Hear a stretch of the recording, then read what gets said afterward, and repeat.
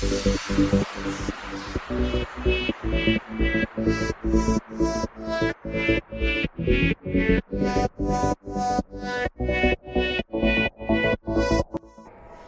मी आता सर्व गाजर हे असे खिसून घेतलेले आहेत आणि इकडे किसमिस घेतलेला आहे, काजू हे घेतलेले आहे, मनुका, बदाम, चारोळी आणि विलायची आणि इकडे कढई ठेवलेली आहे, त्याच्यामध्ये तूप टाकलेलं आहे.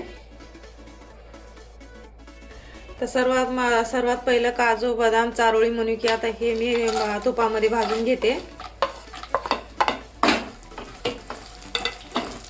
त्याला सोनेरी कलर येईपर्यंत भाजून घ्यायचं आहे.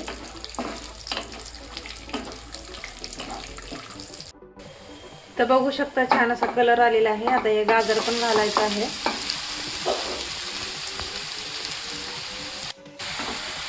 तर बघू शकता आता याला खाली वरी करून झालेला आहे. आता एक 10 मिनिटं मी याला वाफेत ठेवणार आहे, झाकण ठेवून. तर बघू शकता मी दूध टाकून शिजत ठेवले होते गाजर. तर बघा हे तुपामध्ये आलेलं आहे आता. तर आता मी याच्यामध्ये साखर घालते. तर साखर आपल्याला गोड किती पाहिजे तेवढं आपण घालू शकता. आणि हा विलायची पावडर. आता ह्याला पण खाली करायचं आहे.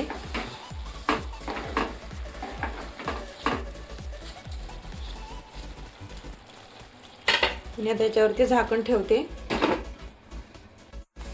तर बघू शकता मी आता झाकण उघडते.